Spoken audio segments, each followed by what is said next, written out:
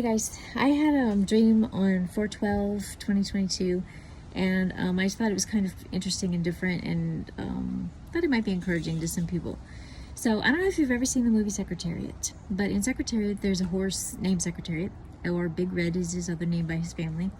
But I'm not a huge fan of the feminist side of that movie, but I'm a huge fan of the story about the horse itself and what motivates that horse. Well, anyway, in this movie, the horse could be a lazy daisy and hang out in the grass and pick the weeds, or the horse could really run hard and fast. And Secretariat was such an amazing horse that when pushed, and the harder this horse was pushed, the faster and the better this horse did. So this dream I had reminded me of Secretariat. Okay, and let me just preface with, the dream had nothing to do with horses. It was about me telling someone, and I don't even know who I was talking to, but I was telling someone about this guy I went to school with in high school and in college. And we were friends, and we never dated. I mean, we were just friends.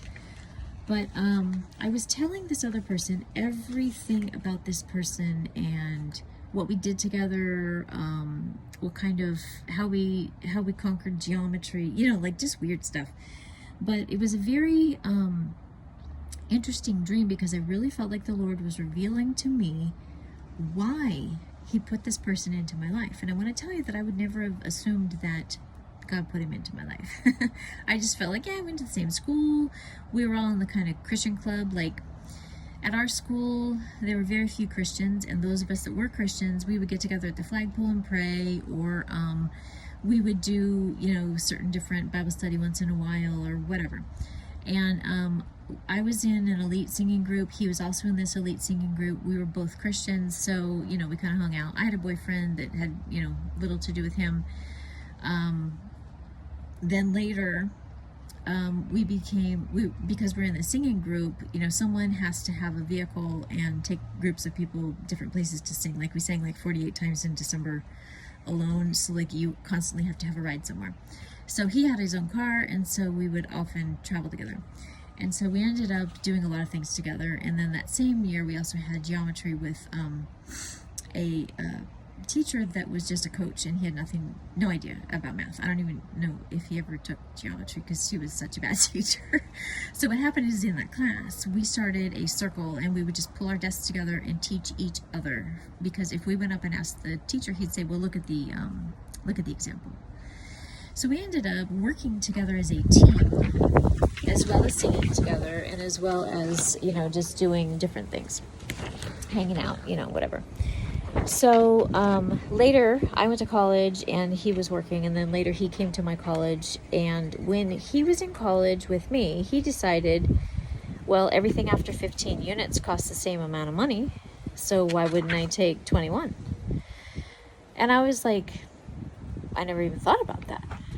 And so in this process, basically, it motivated me to really rethink the process I was doing, to really rethink and say, hey, if he can do it, I can do it. Because we had, kind of pulled each other through geometry in high school, and we lived through all these different things together. And so I was like, well, if he can do it, I can do it. And so I went to my professor, and I was like, hey, I'm going to take, more units. And she's like, why? And I was like, because I can. Like, why not? She's like, well, I don't want you to overdo it. So she would only let me take an extra class or two or something. So I took like 19 units, and I aced everything. And so she's like, well, I guess you can handle it. So then I took 21. And what I ended up doing is, instead of him, he wanted to graduate college in 3 years, which he did. And he did great. He had good grades, the whole thing. But what I wanted to do is, I wanted to get more degrees. And so I earned 3 degrees and 1 certification. And then I also had a very easy senior year where I could kind of chill at the pool, which was fun. So anyway, the whole point of, I believe, what God was trying to teach me through the dream was, and I'm not saying anything about my degrees or anything like that. Like, that's totally useless and it doesn't matter. What I'm saying is God brought this person into my life because as secretariat, the more competition and the more I had someone next to me that had drive, then the more drive I would produce. Like I was like secretariat. If you get me around a bunch of people that are lazy daisies and just want to chill out and, pick the weeds, I'll chill with you. That's cool. I'm fine. But if you get me around people that are busting it and working their hardest and doing the best they can, I'm gonna supersede and do better than all of them because I'm the youngest child in the family. I have things to conquer, and I will not be outdone. Like that's just my temperament. And so, what I understood by the end of the dream was God had placed this person in my life, not so that I could have accolade in my career, not so that I could have, all of these things that I did that were really pretty cool things. It was because he knew that I would chase after him, God, that hard. Once I had those foundations laid in me of that competitive spirit, of that go-getter attitude, of that I must conquer this. And that's how I approach the Bible. I'm like, no, I have to conquer it. I have to go through this. I have to find every time it's ever mentioned. I have to find the deepest meaning. I have to find the answer. And it occurred to me that there were a few people in my life that were placed there so that I would reach my potential, not for me, but so that I could do it for God and for Christ. And I just thought that was really cool. Like, you never really think about who's in your life and why they're in your life. I don't. I just kind of, well, people come and go, whatever. And I really found it encouraging that there was a reason that he was there, and that reason pushed me to excellence for Christ. So I think I have a verse here. Let's see. Oh, also, this is kind of neat. I decided I better look up this guy's name, and I'm not going to put it out here, but I looked up his name, and his first name means God's peace, which I thought was really neat. And then his last name means a set of stairs placed up over a wall that allows people to cross over, and it's most useful in rural areas. So stairs that cross over a wall. Does that sound like, getting somewhere?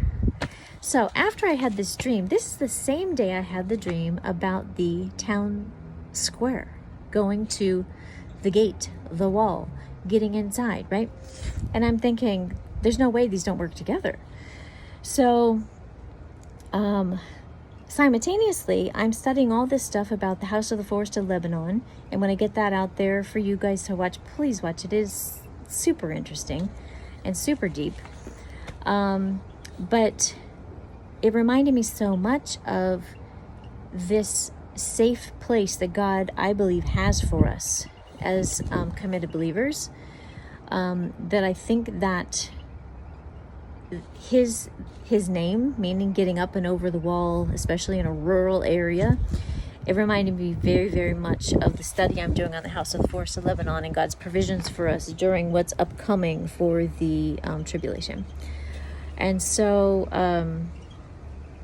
it just really made me feel like the Lord provided for me a friend to help me reach my potential that God saw in me, that